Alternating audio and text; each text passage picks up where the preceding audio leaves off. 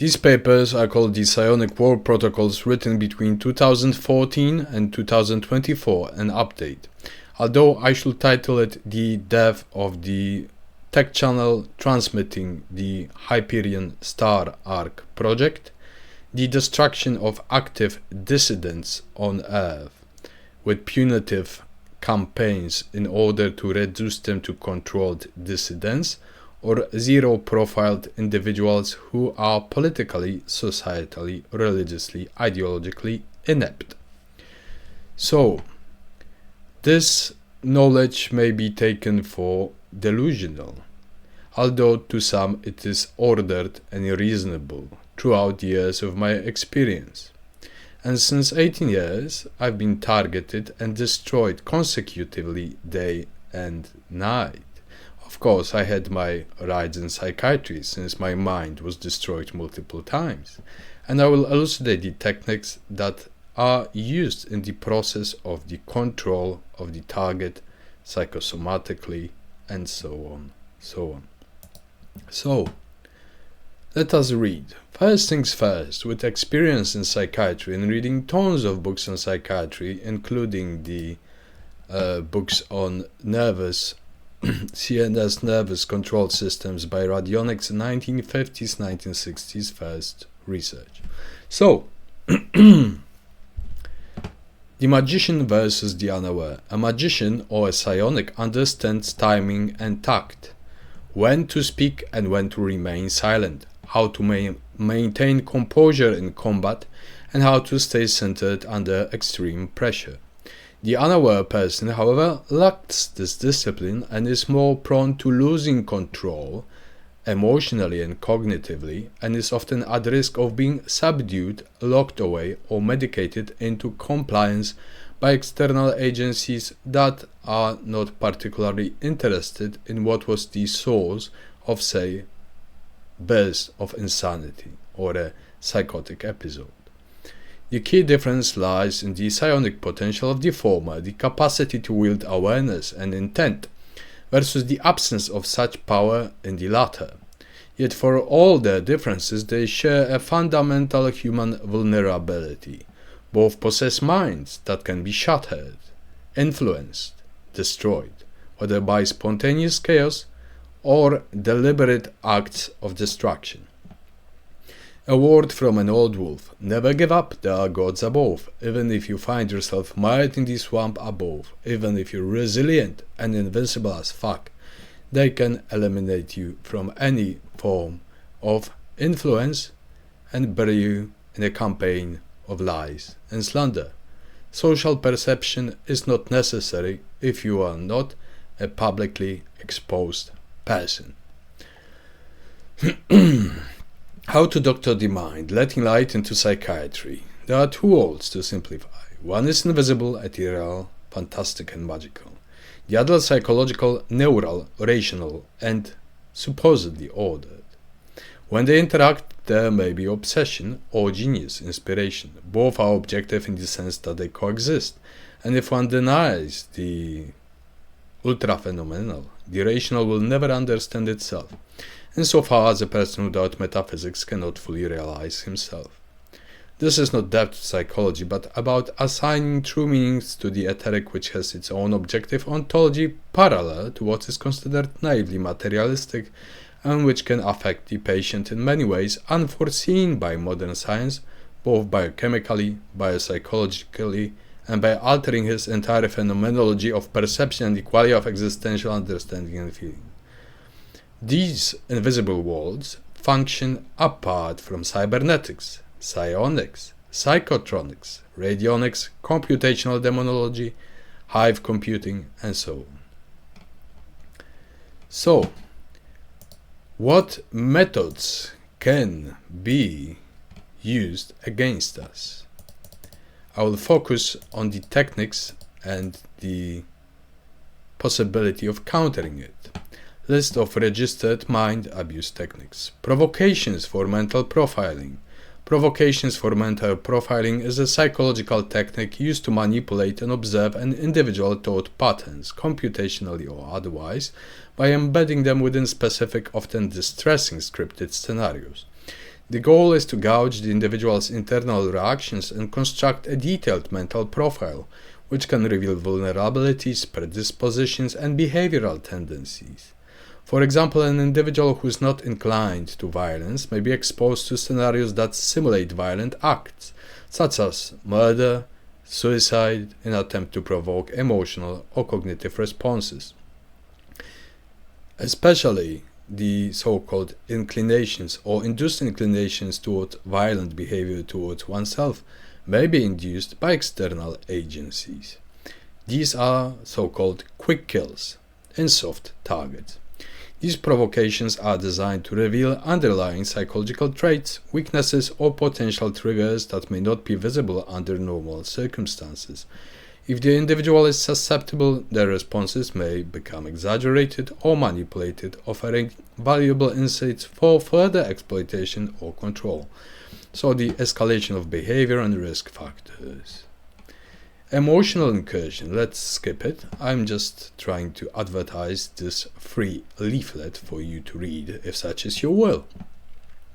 Emotional incursion refers to the deliberate and strategic exploitation of emotions of a human mortal mammal to manipulate cognition, disrupt rational processing, and erode psychological stability. By targeting the biochemical foundations of emotional responses, this method undermines the target's ability to critically assess information and make sound decisions. Emotional incursions functions by linking specific emotions to particular narratives, reinforcing biased or skewed perceptions that override logical reasoning and impose program scripts, alike in human metaprogramming and programming of the mortal biocomputer. Through repeated exposure to emotionally charged stimuli, whether fear, anger, guilt, or euphoria, in all mutations and cognitive switchboards, the target becomes conditioned to react in predictable ways, favoring emotional responses over analytical thought.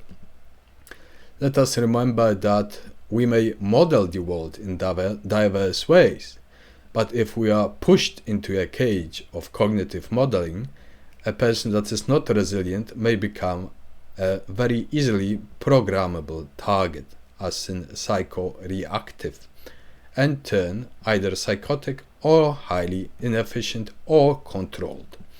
As emotional biases intensify, the target's cognitive autonomy diminishes, allowing external forces to dictate perceptions, beliefs, and actions with minimal resistance. In this way, emotional incursion transforms emotions from personal experiences into tools of external control. So mechanisms of emotional incursion are many: fear-based manipulation, anger induction, guilt reinforcement, euphoria conditioning, all forms of cognitive emotional mutations too. And it may be done by remote injection of such programs via radionics, via soul incarnation or shadow incarnation. As you see, we have a little Annenerba individual. What are the shadow people? Well, during the Nazi experiments on the werewolf project in Ukraine during World War II, and in some specific, very interesting centers of training in Europe, after they lost the war, and the Operation Paperclip was transferred altogether with adult project to the US, the Annenerba Hexesoldaten, or shadow witches, which were highly trained witch soldiers working on the other side in the shadows, were transferring themselves to the US. And they were targeting, for example, children with psionic abilities, people that were recognized for being enemies of the Reich, and so on, in the international fascist group, as well as US CIA employed operatives in the Dark Ops, Psyops departments, DARPA, that were used for control, elimination, gathering information, and so on from the unseen shadows. Like one CIA operative once mentioned, in the 1950s, magic and dark ops and so-called black magic sometimes works but radionics and control of nervous systems, something that we may reach through technology, works always.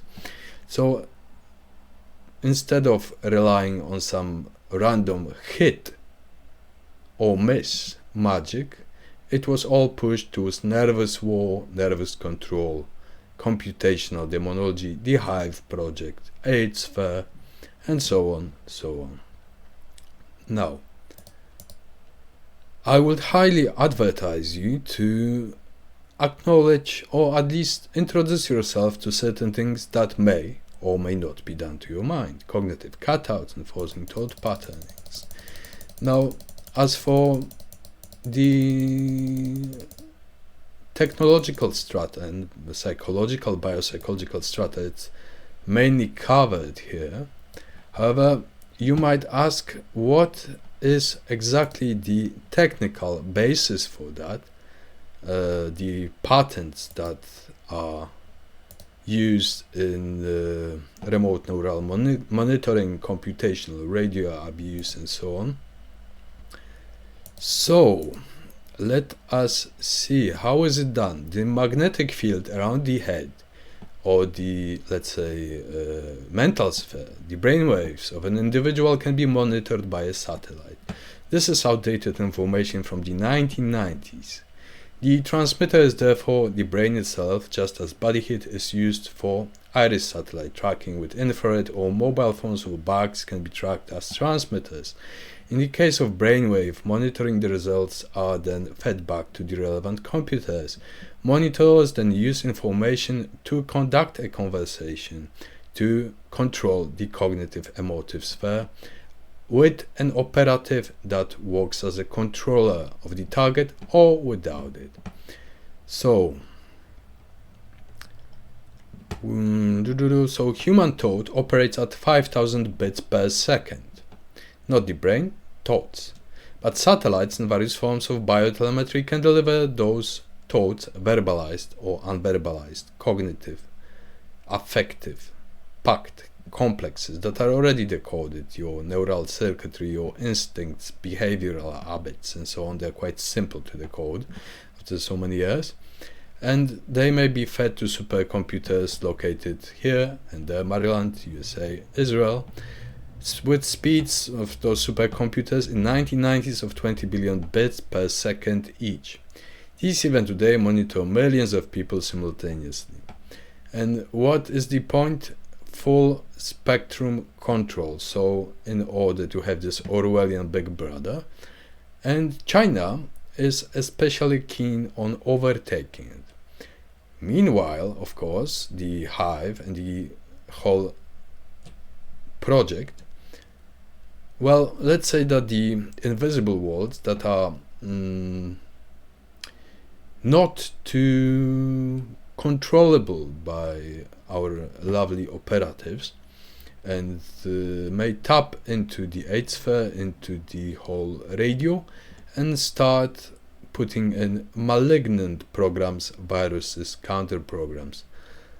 I'm not talking about random groups of chaos like these insiders, the Operation Invader, dragging in, let's say, pseudo Lamian entities into your politicians for fun. I'm talking about really nasty powers that are tapping into your tech.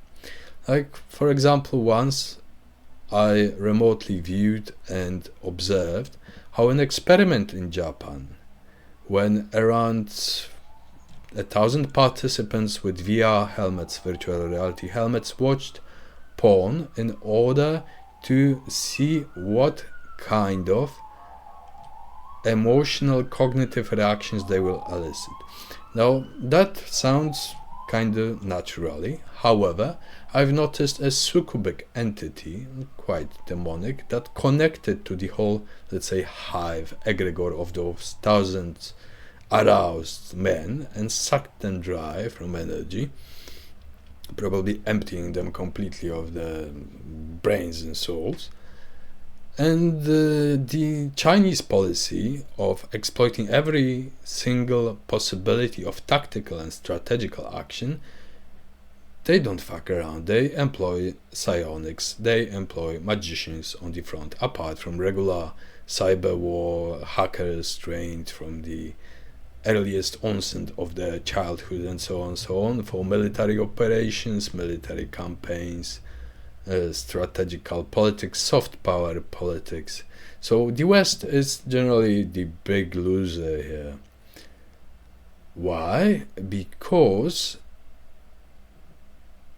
it was proven to be corruptible. And my personal issue with the Yankees is that when I attempted to convey a certain technology, golden nuggets of stellar or alien tech, call it as you please, there were several assassination attempts, physical assassination attempts, one with a sniper, Nemesis Vanquish. I just filed one complaint to the Hague for them to seek any documents. Probably I'll be ignored. That was in 2014. Not only eliminating me because of some political predicted threat, but also because of the unwillingness of the Yankees to transfer me to the right department in order that I can cooperate with the tech transference.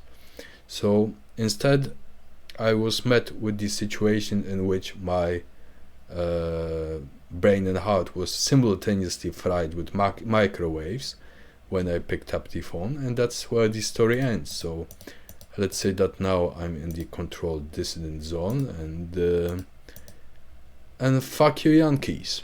So strong federal Europe.